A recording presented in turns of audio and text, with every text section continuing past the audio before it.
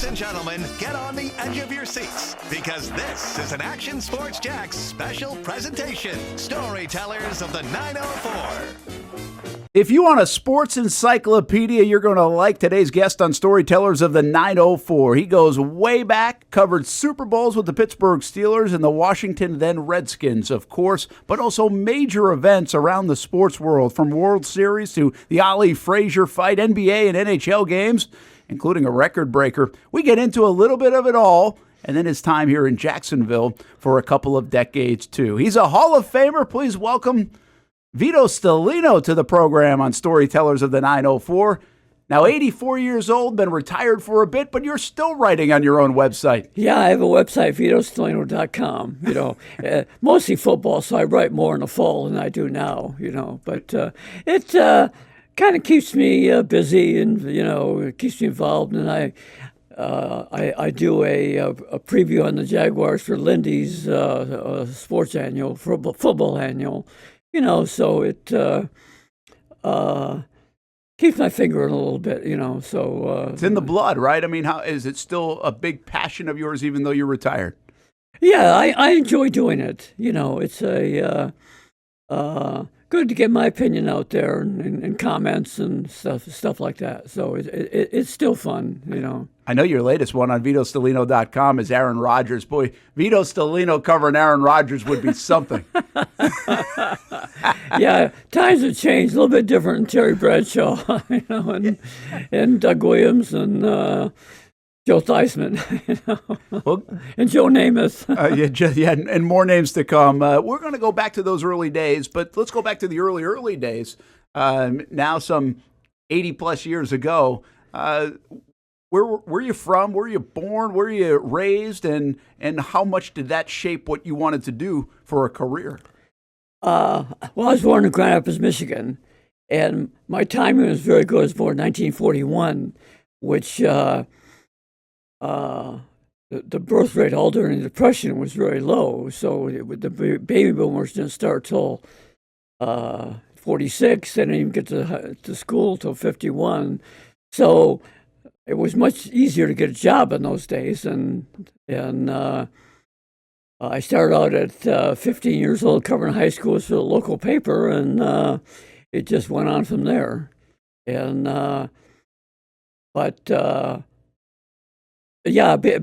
being in Michigan, a lot of sports in the state, in the Detroit area, and so that was that was good timing too. United Press International, UPI, as I think you were working for at that young age. By the way, that's a rival of the AP. They don't exist anymore. The Associated Press does exist still, but they were heated rivals, as Vito tells us. But why did you get a job there being a stringer at 15 years old? Did you just know that you wanted to do it, or just wanted to say, hey, I want to do something around sports? Well, how did that work? It's the only thing I ever wanted to do. When I was 10 years old, I'd watch the games on TV. We were outside the Black House, so I got all the Lion games, and I would write up my own little story. Yeah, it was, I just grew up wanting to do that.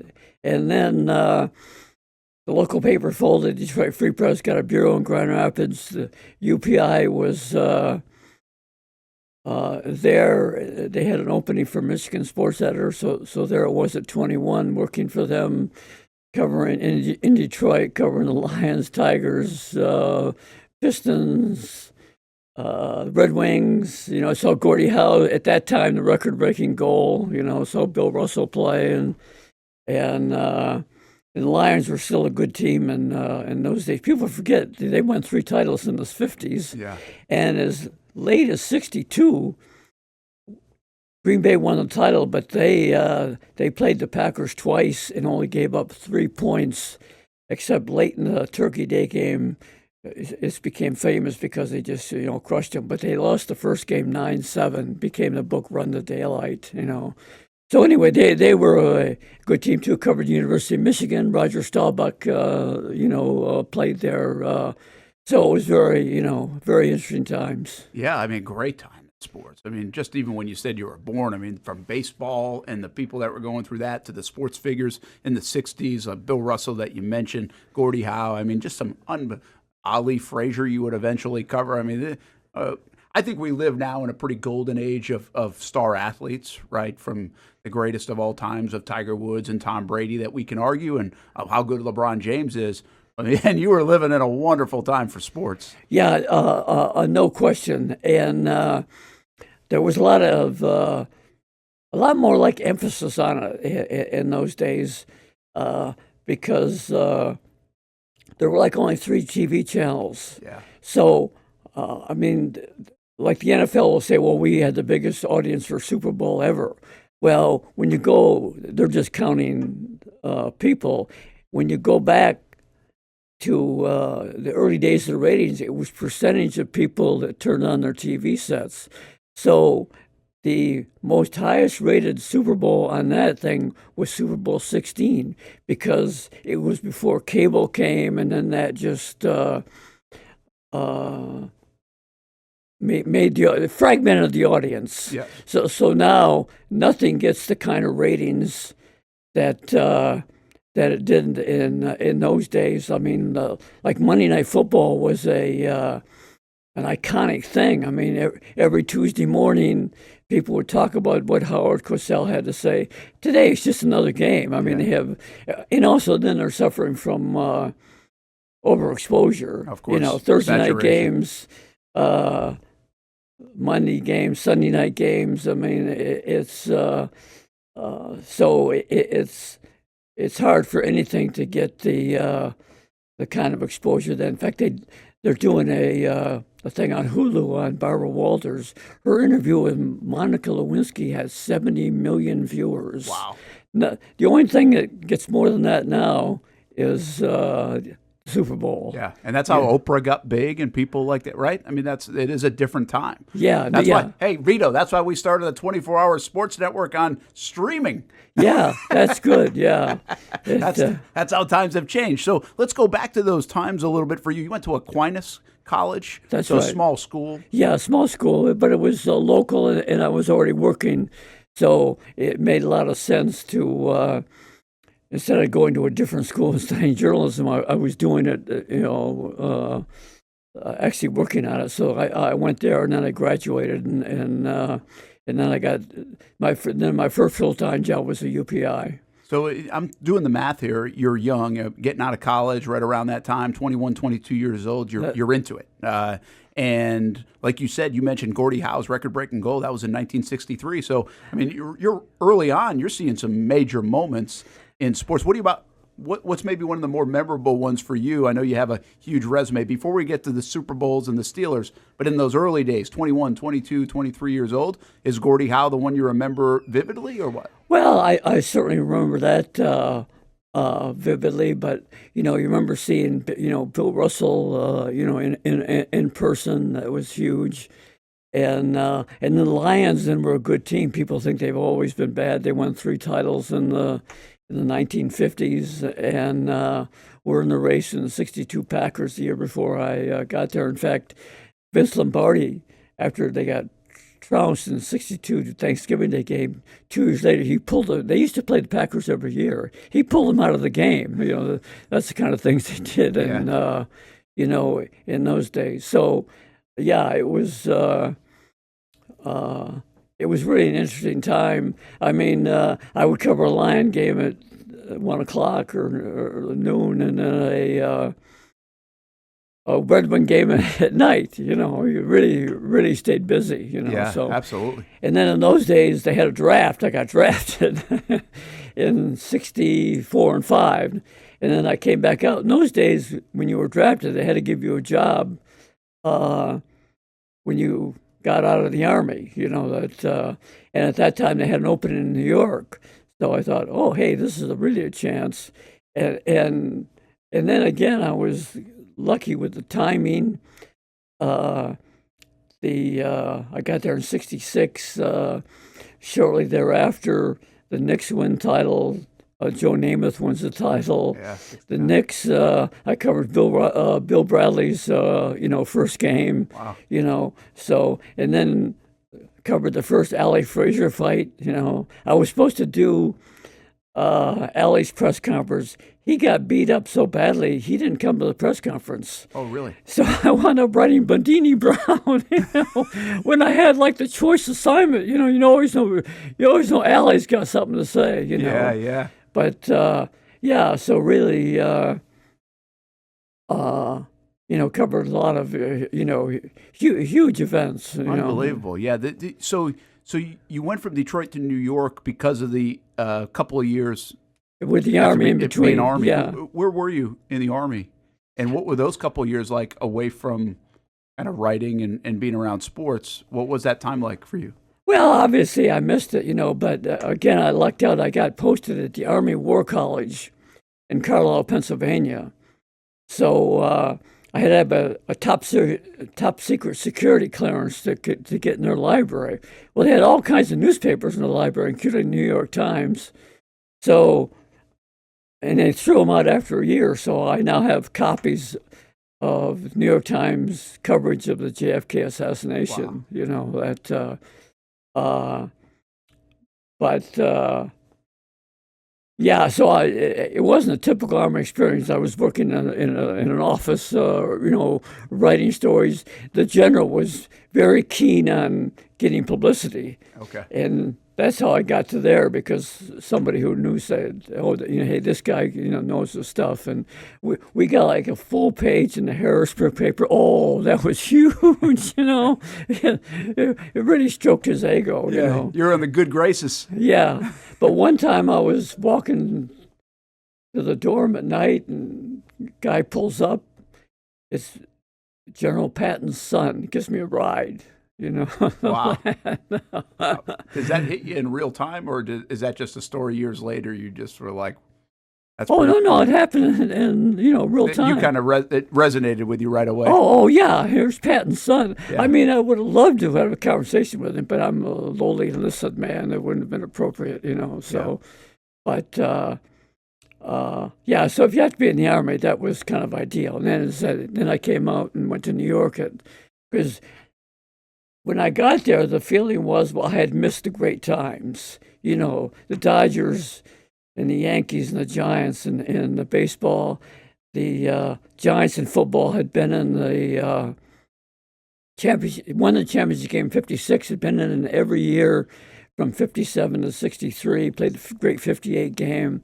And then the Knicks and the Rangers weren't that good. So it was kind of like a downtime. And as I say, it was almost like a feeling. Oh, gee, these are really tough times. And then it just turned around. Wow. It was amazing. Red Holson got hired by the Knicks, and the Joe Namath gets drafted or signed by the Jets. And then the Knicks get Willis Reed. They trade for DeBusschere. They draft Bradley, and all of a sudden they were just huge. So, and then of course the Ali Frazier fight was another huge thing. So a lot of interesting things going on. Who at that time, even in the early 20s, mid 20s, before going to the Army, coming out of the Army, who are your heroes in the writing world? Who are your inspirations? Did you have some of those that you just really admired?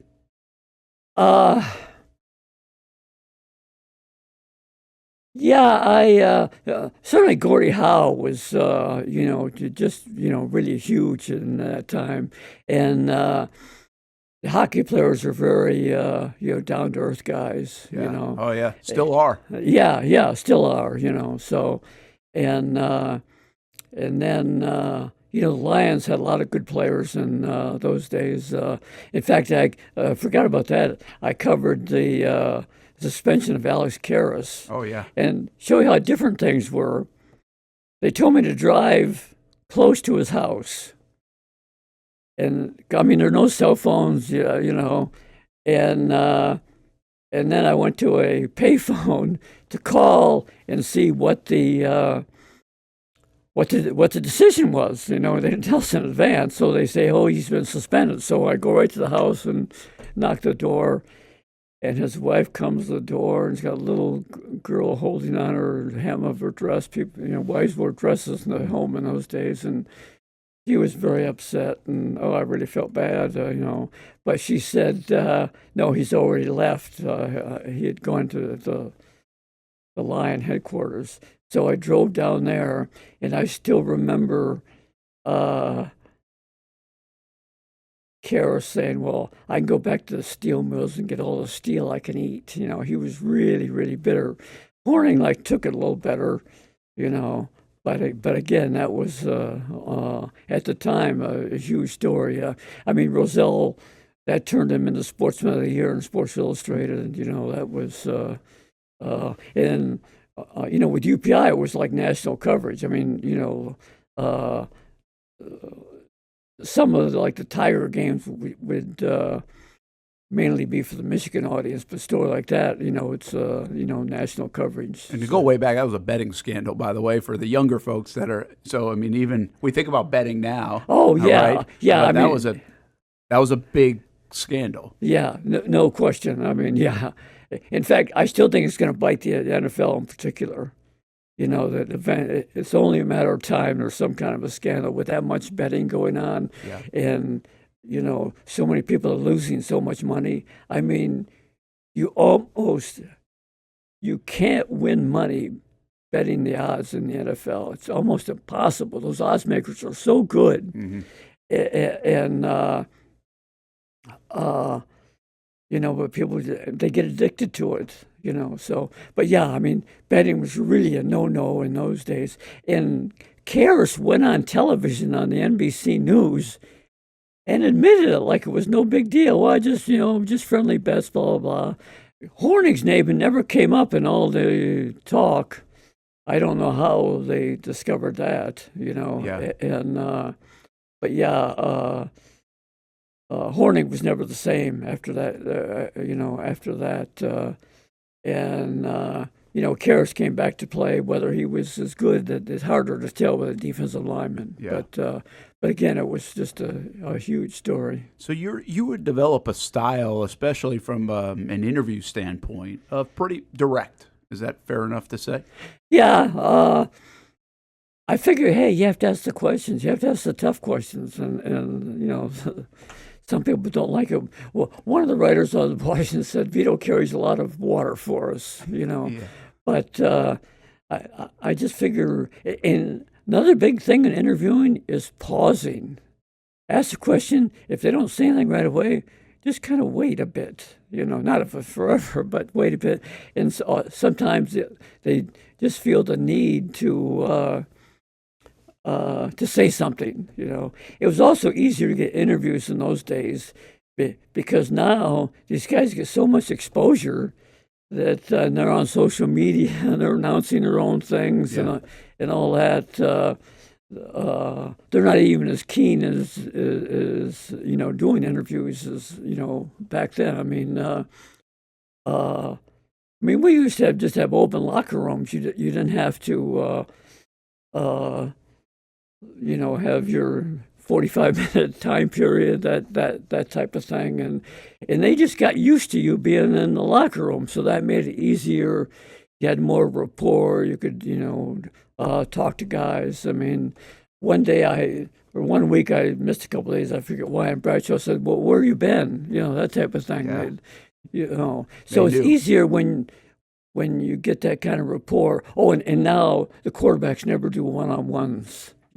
They do 4 or 5 minutes in a press conference, So, but again, you have to accept that that's times change. Did you think, especially in the early days, did you have a good relationship with players? Were people like, I don't want to be interviewed by Vito? Was there a firmness there that created confrontation early on? And because again, you're a young guy at that time. So I don't know when that starts to maybe take shape. Well, I was really lucky covering the Steelers in the 70s because, when they won the first 2, and they would have won 3 in a row, but Franco and Rocky got hurt against Oakland, but those things happen. But anyway, they won the first 2. I said, great teams have to win at least 3. And some of the fans didn't like that. They thought, hey, you're not giving them credit,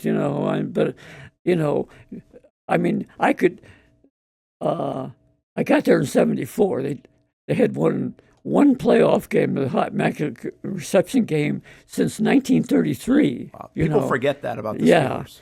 And that year they drafted 5 Hall of Famers, future Hall of Famers. Swan, Stallworth, Lambert, Webster, and then they got Donnie Shell as a free agent. But we didn't know they were free. They were Hall of Famers, and they already had 5 more, so they had 10.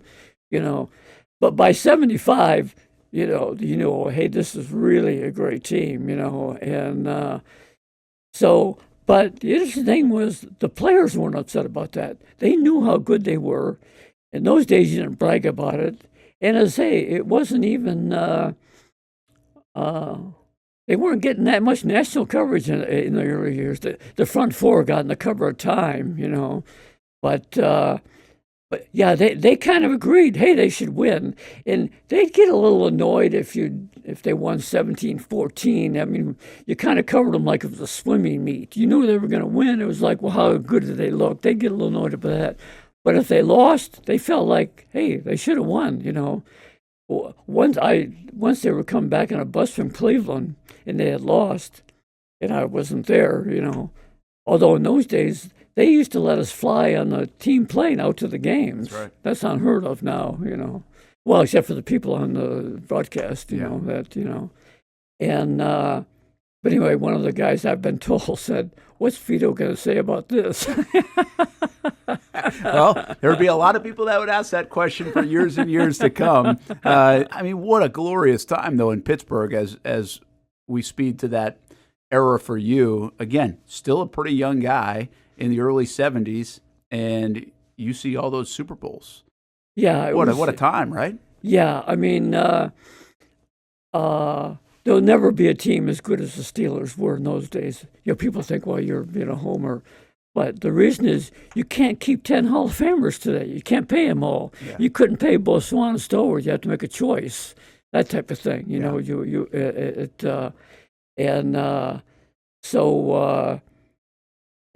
I mean, they won 4 and 6 years and repeated twice. Nobody's done that since. Tom Brady didn't do it. Tom Brady had 9 years in the middle of his career without winning one. People forget that,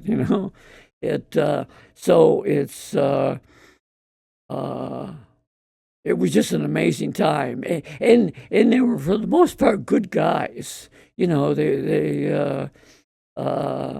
weren't making a lot of money. The undrafted free agents like Tony Dungy's making less than $20,000 a year. That type of thing. Working a summer job, probably. Yeah, he was working at a bank in the off season. Yeah, I mean, and so it was just easier to kind of have a rapport with them because they. I mean, Mel Blount came up to me on the sidelines in 74. 75, he was MVP, a defensive MVP, but he hadn't made it big. And he thanked me for writing a story about him. That's, I mean, that's the type of thing. This guy's a future Hall of Famer. But again, we didn't know it at the time. But, it was just so much of a different time. But again, you have to adjust. This is the way things are. It's not going to change. The money keeps getting bigger and bigger, but just the way it is. So why did you leave Pittsburgh and go to Baltimore? And when did you do that? That was in 1980, 1981. Yeah, 1981. Yeah. Just got a good offer there, and we had a new sports editor. He wanted to switch people around, and so I got an offer from the Baltimore Sun, and I figured, hey, this will be a good deal. And of course, I never dreamed that the Colts would move 2 years later, but then I got to cover the Redskins in the Joe Gibbs era. Yeah. So I covered the best team in the 70s and one of the best teams in the 80s, which was a couple Super Bowls for Gibbs at that time? He won 3. I covered 2 of them. Yeah. I didn't. The Colts left in '84. They'd won their versus the Gibbs in '83. No, '82. Yeah, they lost in '83. Yeah. There's some symmetry here in your career when you eventually get to Jacksonville, which we will eventually talk about. But you cover, you get a team that ends up here in Jacksonville, and you weren't covering them in the mid '90s, but you actually were covering a team that departed. I mean, talk about one of the most unique things to cover in all of sports history, right? What was that like when the Colts left? Well, I hadn't been there a long time, but for the town, it was just devastating, you know. Although it had already, Irsay had already kind of, Frank DeFord wrote that the guy that could ruin pro football in Baltimore could spoil the waters at Lourdes, that type of thing. I mean, it's hard to believe now what a big deal the Colts were. You know, they win the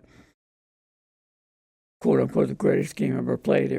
Until the last two drives, it wasn't really that, but it put Unitas on the map. You know, and then they won again the next year, and they were contenders all in the in the '80s. And Unitas is a folk hero. Yeah. What's that? Unitas is a folk hero. Oh yeah, yeah. You know, so the town was really just, I guess, devastated is the word. And I give the Browns credit. When they moved, they had Unitas on the sidelines every game because they realized we want to capture the old fans, the old Colt fans. And Unitas being there was like saying, hey, it's okay to root for these guys. Yeah, he was the Pied Piper, if you will, yeah. Yeah, so that was a very good move by them. But yeah, it was, and they had about 6 Hall of Famers, which was, quite Jim Parker, were a great offensive lineman, Lenny Moore.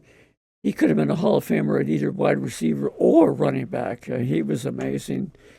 Amici got hurt, but what a running back he was, And of course, Gino Marchetti was still one of the great defensive ends. I think Unitas Marchetti made the 100th anniversary team, along with the 75th and 50th. So they were really a good team. They sold out all the time, and Baltimore was kind of like lost between New York, Philadelphia, and Washington. And it really gave them an identity. What do you remember about the Redskins covering them? I mean, that's a fantastic team, right? Obviously more Hall of Fame players and Super Bowl victories. Yeah, Gibbs was amazing to hire. To cover, because he was so obsessed. He would come in the office Monday morning. He would leave Thursday night. He would sleep 3 nights a week in the office. Wow. And so we would leave after the Monday press conference. Tuesday was the day off, and then we arrived Wednesday and see him after practice. Well, he was almost eager to talk because he hadn't seen anybody outside of the building for 3 days, And, a very interesting guy, and you could kind of needle him, and he would accept it. He was in Washington, D.C., so I said, "You heard of Oliver North?" Had no idea who he was. This was right in the middle of obviously of Iran Contra. People now probably don't know who he was, but at that time he was, really huge. But he was just so obsessed with football, and that was his life. And at one time, he and his wife started making tapes that he would listen to driving in Monday morning, And apparently one of the tapes, she got mad at him for whatever reason, so they kind of stopped that. But oh yeah, and then he said, "Well, if I go home, she's just a lump in the bed." Well, you can imagine how she felt about that, So, but yeah, he was just a fun guy to cover, and it was a very good team, and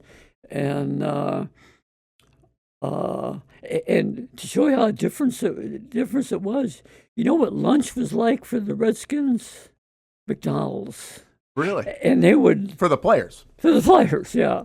And then when they moved into their newer facility, then they finally got a kitchen. But Yeah. when they were winning Super Bowls, that was lunch, and then McDonald's would take a full-page ad out at the end of the year. Hey, the world champion team, they eat McDonald's. You know, I love that. I mean, today they're big on nutrition. You got to eat well. Oh, yeah. Those days, fast food was fine. Wow, they don't put cookies on the plane anymore because of that, right? Yeah. And now you're right, McDonald's. I did not know that. That's crazy. So you were in Baltimore and you cover in Washington, but you stay there for a little bit. When do you make the move to Jacksonville, and why?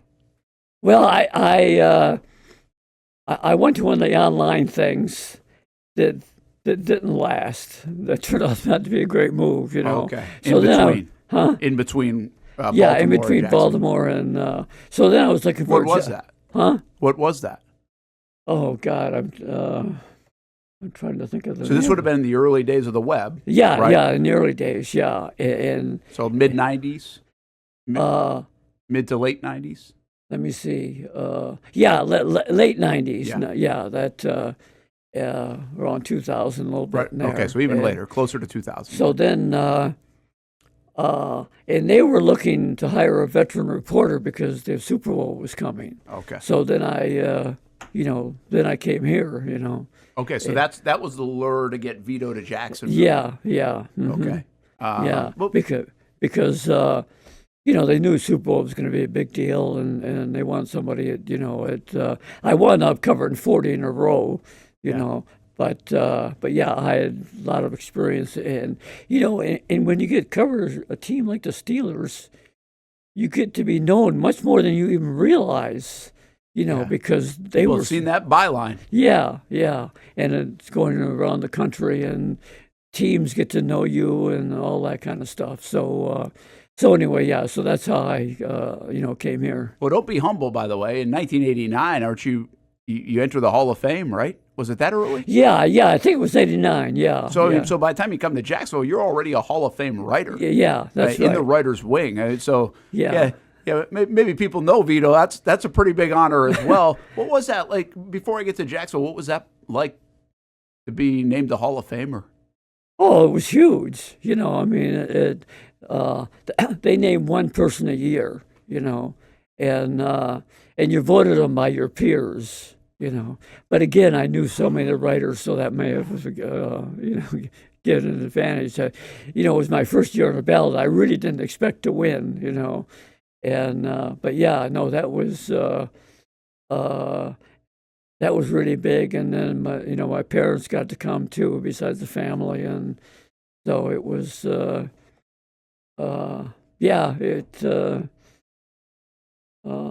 it just felt good. What can I say? Well, and you're not even 50 years old. Yeah, and you're in the Hall of Fame. I mean, usually you would think, hey, maybe later in your life, kind of honor. Yeah, but again, 4 Super Bowls. And with Pittsburgh, 2 more with obviously Washington. I mean, you covered Pete Rozelle and Monday Night Football. You saw a lot of things happening with the growth of the game. Yeah, I mean, I covered the Rozelle press conference when they announced Monday Night Football. And so I said, in those days, they didn't announce the contract. So I said to Rozelle, well, how what's the contract like? And he... oh, it's bigger than a breadbasket, So, in those days, you had no concept of prime time and those type of things. So I just divided, by what they made each week from the NFL. I figured it's one game, and so I forget what I listed as likely to. Bino Cook calls me. Bino. Oh, yeah. He was a legend this whole time. He worked for ABC. And he said, "Hey, you're way off on this. This is, oh, okay." And then, like when Rosenblum he traded the Colts and then got the Rams without buying them to save estate taxes. My thought at the time was, you just weren't into big markets. What they meant. I'm like, well, why would you want the Rams rather than the Colts? Because the Rams were nowhere in that league. But again, he wanted to go to have a big market team. But now we're all into prime time and we understand the difference and all that. But in those days, you didn't really. That was new. Yeah, it was a whole new, whole new thing. And in fact, I think. Roselle's first contract, he got $14 million a year. It was $28 million, and I think there were like 12 teams or so. So 14. Each team got a little more a year. Okay. So when Roselle told Art Modell, "Yeah, we got $14 million," oh, he was excited. He thought it was a $14 million 2-year contract. And yes, no, we got $14 million a year. Wow. I mean, that's how good of a deal it was. Yeah, in those days, that was absolutely huge. In fact, nobody knows this, but in the late '60s, he decided, well, let's try prime time, a Saturday night. Puts the Colts and the Packers, Shula against Lombardi, two of the best teams. It got wiped out by Miss America pageant, which now you don't even know where it is, But that just shows you how different times were in those days. So then when he wanted to start Monday Night Football, CBS and NBC said, "No way! We've got our shows, and that we'd rather run Miss America." Yeah, and then he got. But ABC was a struggling network at the time, and so he said, "Hey, I like the Alcindor Elvin Hayes game. Mm-hmm. In fact, I covered them. They came to New York, the UCLA, the next week because Wooden promised Alcindor. Well, he was Alcindor in those days, Kareem now." Yeah. That if you come, we'll make a trip to New York every year, Okay. Well, he got poked in the eye. The game was in the Astrodome. It was a huge event at the time. It was not on a network. It was like an independent network. Guy put together, independent channels. And so he told ABC, "Hey, you might lose some of your channels if we're on an independent thing." And so they decided okay, we'll sign up. And, of course, ABC had Roone Arledge, who invented modern TV, football, and hired Cosell. Without Cosell and Roone Arledge, it probably wouldn't have been the success it turned out to be. Yeah, obviously, we know what kind of success it is years later. Yeah, decades later. Well, it became pretty big right away. Right away. Yeah, I mean, by the second year, they would come to town. It was like the Beatles. They would have a luncheon and all that kind of stuff. And Cosell, for whatever reason, liked the Steelers. And they were on a fair amount, And it was the only primetime game. And so that also helped to elevate their image. But, yeah, now they have 3 primetime games a week, and they're streaming and the whole bit. But it wasn't that big right off the bat. Let's get to Jacksonville now, and they're looking for a guy with experience, a guy that's covered Super Bowls. They got their guy, Hall of Famer Vito Stellino, because they're going to have the Super Bowl in 2005. What's your first year in Jacksonville? Was it 2000? 2001, right before the 9/11. Okay. So that was big here because Coughlin's son was in one of the towers. Fortunately, he escaped. But so that was my first year. And they started off 2-0, and they were playing 3 games in a row. We thought they were going to win. We thought, they're going to start off 5-0. They're going to play in Cleveland and Seattle, and I forget the third one. Well, in the Cleveland game, a cheap shot against Burnell knocks him out. They lost all 3. And that kind of starts the downturn. And that started the downturn. But actually, the seeds were planted a year earlier when a guy named Terry O'Neill, who was he became a big TV guy in the Olympics.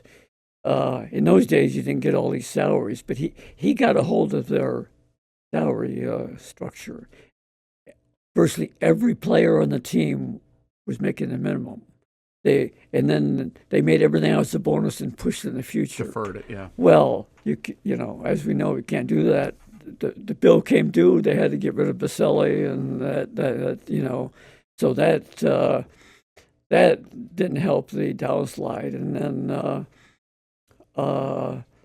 we were probably a little too quick to fire him because, well, then he picked Del Rio, who turned out to be. You know, not the answer either. You know, he said when he hired Del Rio, no more 3 yards in the cloud of dust. Well, Kaufman was a offensive coach. Del Rio was a defensive coach. You know, so then then once it started sliding, you know, they haven't been able to get it back. It's pretty amazing, actually. Everywhere you had gone, you covered these big winners. Yeah, I bet they looked at your resume and said, "Hey, we're going to bring a Super Bowl to Jack." I would have hired you based on where you'd been. You got the yeah. It was a big adjustment, and now the Jacksonville fans are a little more jaded than they were then. You know. Yeah, of course, coming off the late '90s, everything's new. Yeah, we're going to win forever. Yeah. So they didn't like being pointed out. Oh, hey, you know,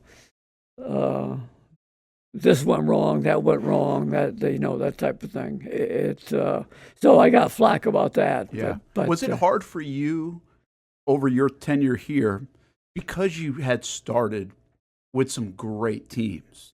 Was that a tough? Almost that's always your compass, right? In your comparison of what it's supposed to look like.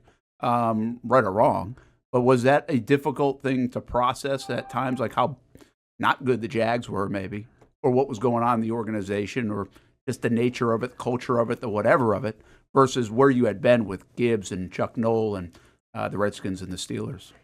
It was difficult in the sense that you didn't want to tell the people how bad it really was. You know, it was like, let them find out on their own. And although, as I say, you couldn't sugarcoat it, you still had to say, hey, this is not good. But, yeah, it wasn't the same thing. But I'd had so many great years, it was like, well, maybe I'm due, you know, that. And it was still fun covering the games. I mean, you know, it was still interesting. You know, they did have the 07 and 11 years, so they, you know, were in a couple of playoffs but you know, unfortunately, they just haven't been able to turn it around. You know, so. What year did you retire? 2017. So it would have been 17 after that season, or before? I think before the season, yeah. Before the season. Yeah. You should have waited a little longer. Yeah, yeah.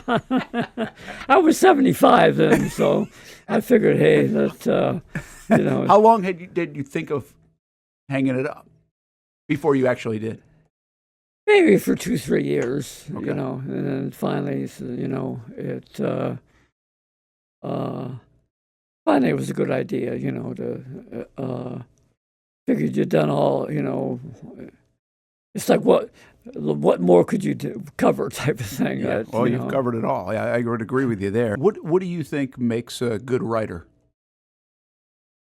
You have to show up.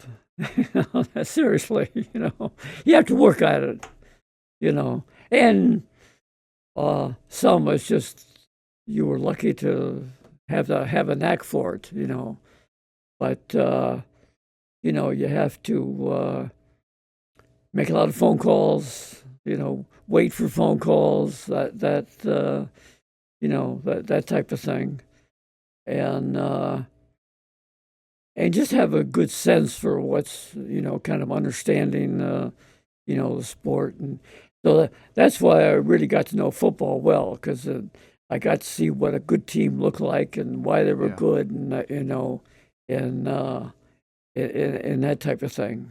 So, but you just have to put in the time, you know. It's and And I say, in the early days, you could spend a lot more time in the locker room than you can now. So you could put in the time. Yeah, and again, making a lot of phone calls, but again, you had to leave a message. They call you back. That you know how that works. So, but you just have to stay on top of it. Did you? Were you just being you most of the time, you think? At least in the Jacksonville days, because we've got those stories of Vito, maybe it's a confrontation here or there. Did you feel like you were just being you? Were you being, did you almost like a little confrontation at times? Or did it just kind of end up sometimes with a little back and forth because it's the nature of the job? Yeah, especially with Del Rio. Were you here when he had 2 separate press conferences? I wasn't. I missed that. But we've got the Del Rio story on here. So, yeah, go ahead. He didn't like being criticized at all, And so he wanted separate press conferences so then he could go back and forth without any cameras there.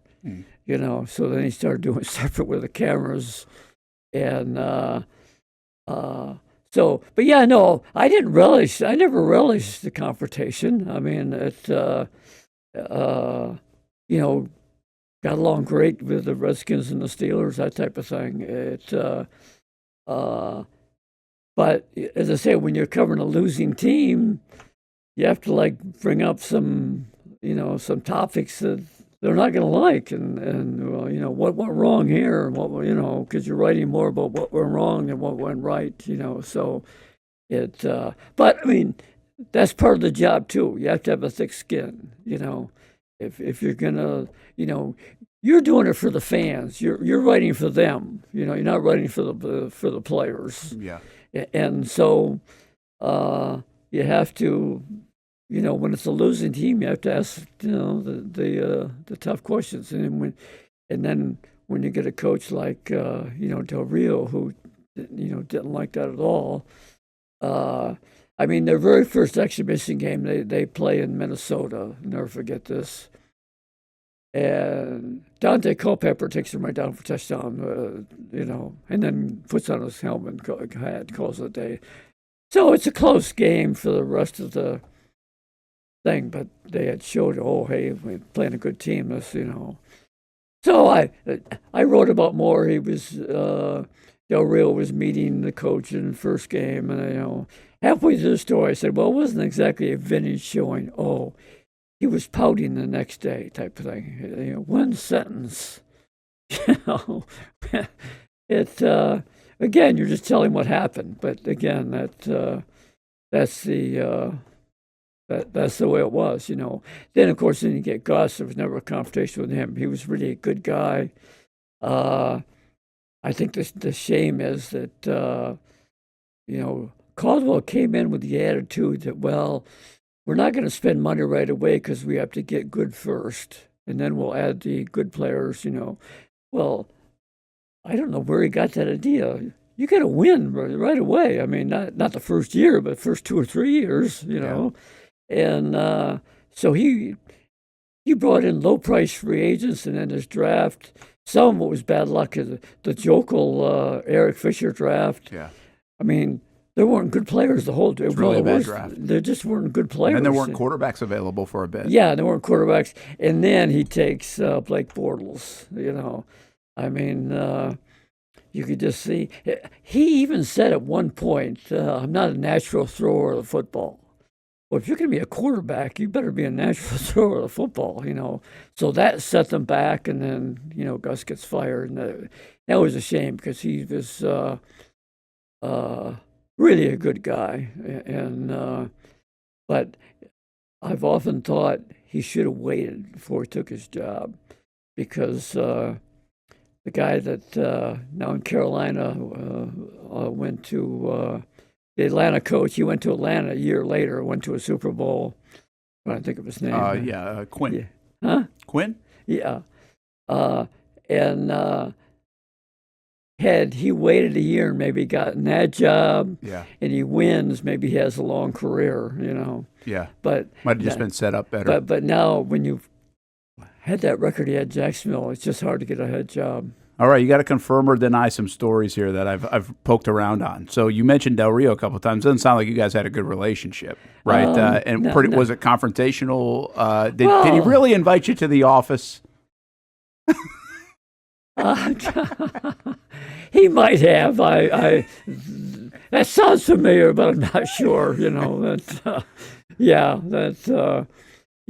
I say, and the thing with him was his real problem wasn't dealing with the press. His real problem was he was too up and down. If you're going to be like Pete Carroll, the rah-rah guy, okay, you got to be that all the time. If you're going to be like Coughlin, you got to be that all the time. Although when he went to New York, he had to kind of change a bit because he couldn't do that, But the players have to know what to expect, and they can adjust to that. But when they don't know from day to day whether he's in a good mood or a bad mood or that type of thing, it's just hard to coach well. And he had several years, 3 or 4, where they were in contention going in the last 3-4 games of the year, and then they would just fall apart. 2010, they were 8-5, and then lost their final 3. I've been told the Coughlin to Notre Dame story was that an interesting one that you remember? Yeah, I was probably a little too brash on that. I said to him, obviously he wanted to go to Notre Dame. Frank Leahy had gone from Boston College to Notre Dame. He's Catholic. It's his big win was at Notre Dame that got him the job. And the Jaguars were struggling. But again, even by that time, his reputation had kind of gotten out, and Notre Dame didn't consider him. And so I forget how I turned it. I said, were you interested in Notre Dame? Anything but a yes is a no. I think that. He just still kind of talked around it, that type of thing, because it was obvious that would have been kind of the crowning thing for his career. As it turned out, he got a really good job at the Giants and won a couple Super Bowls. So it worked out okay. But, and maybe the question was a bit harsh. But, these guys, they always want to talk around things. So I'm trying to pin him down, so. Do you what's memorable for you over this career, or even in Jacksonville? Outside, the Super Bowls are. I guess let's just say Jacksonville. A player you covered, an interview that you had. What comes to mind?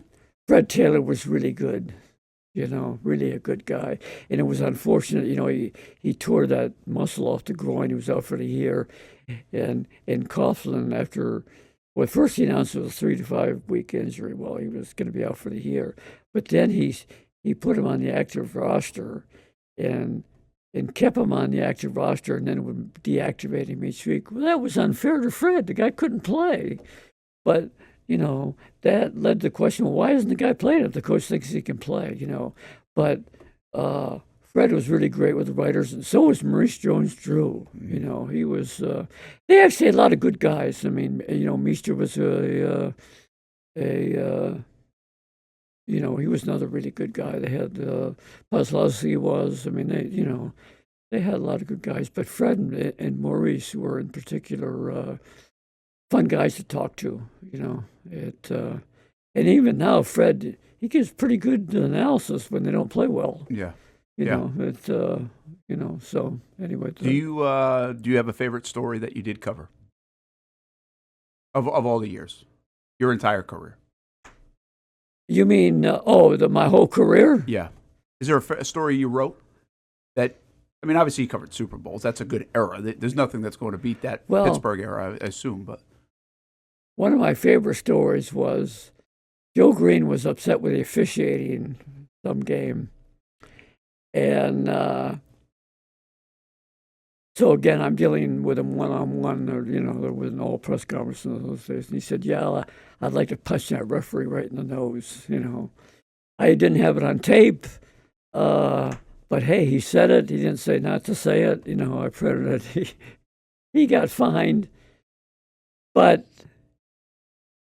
next day he comes in and said, "Yeah, I said it." Didn't back down at all. And I just remember saying, "Hey, thank you." I mean, he was a stand-up guy. Yeah. That could have turned a different way, right? Yeah, no, he could have blamed me and that type of thing. And but you kind of remember something like that. Another thing I remember was on a Friday, we stopped in with Bradshaw just to see, how the quarterback is. And he says, "Well, I'm not starting Sunday." I said, "What? Are you serious?" I was almost thinking he was joking, Yeah. But, Noah was in his, fifth, sixth year. He's, had won a Super Bowl. It didn't turn out well, though. I started hand ready, so that only lasted a game. But again, the guy just telling you, "Hey, I'm not starting." Yeah. I mean, that's the kind of rapport you would have with guys in those days. Is there a story you wish you had written that still stays with you? Like, man, I wish if I had one more to do. Oh gosh, yeah, there are some. Yeah, you always think of what you should have covered or written. Or I'm having trouble thinking of, because I've thought back sometimes. Gee, I should have written this or that. It's hard to. It's hard to think now of what. Yeah. But they do pop in your mind. Huh? They do pop in your mind once in a while. Yeah, no, it does. Yeah, if I had to do it over again, I would have done this. And you probably even shouldn't look back like that. Hey, you did what you thought was best at the time. But you can always look back and saying, "Hey, maybe I should have done this," that type of thing. All right, we're wrapping up. Is it really true, the mouse story that came out of your? Oh yeah. Man, you've done some good research. Well, I mean, I don't have to dig too far on you, Vito. Well, when Coughlin came here, well, he was here at the beginning, and the press room was right in the middle of the hallway. Yeah. Well, he didn't like that because he didn't want us to see anything. So he moved us back to the end. Well, you probably remember that. You were still, it was like a storage closet or something. I mean, it was,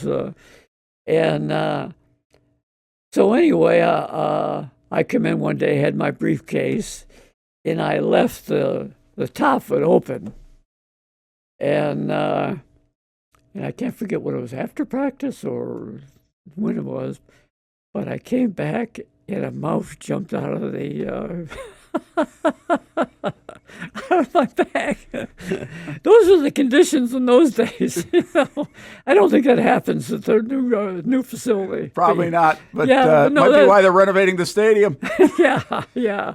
But yeah, no, that's a true story. It was like, oh my gosh, that, that really happened. I don't know if they got an exterminator or what. I can't remember the after that, but what a surprise that was. You got to predict the future here. When do you think they'll win a Super Bowl? Well, a lot of it depends on what happens this year. Did he hire the right people? If he hired the right people, if these guys can do it, 3-4 years from now, I'd be surprised if they did any earlier than that. If they don't hire the right people and have to go through another thing, then you don't know. But the coach did well with Mayfield last year, although they lost their first playoff game. That was a little bit of a downer, But I think we'll learn a lot this year if they have at least 9 wins, that type of thing. Then you figure, hey, they're making strides, and then they have another draft. Although not having that first pick next year, that's not a great thing. We appreciate it. That was a more optimistic view, by the way, on that Super Bowl prediction than maybe I would have anticipated. Tremendous career. Congratulations on that. One of the Hall of Famers we've had on Storytellers of the 904. It's Vito Stellino. Thanks. Hey, I really enjoyed it. It was a lot of fun to talk about the old days. It's you don't want to dwell on the past because today's generation thinks there's never been a better players, better time. You try to tell them, well, hey, you should have seen Unitas and Jim Brown, that type of thing.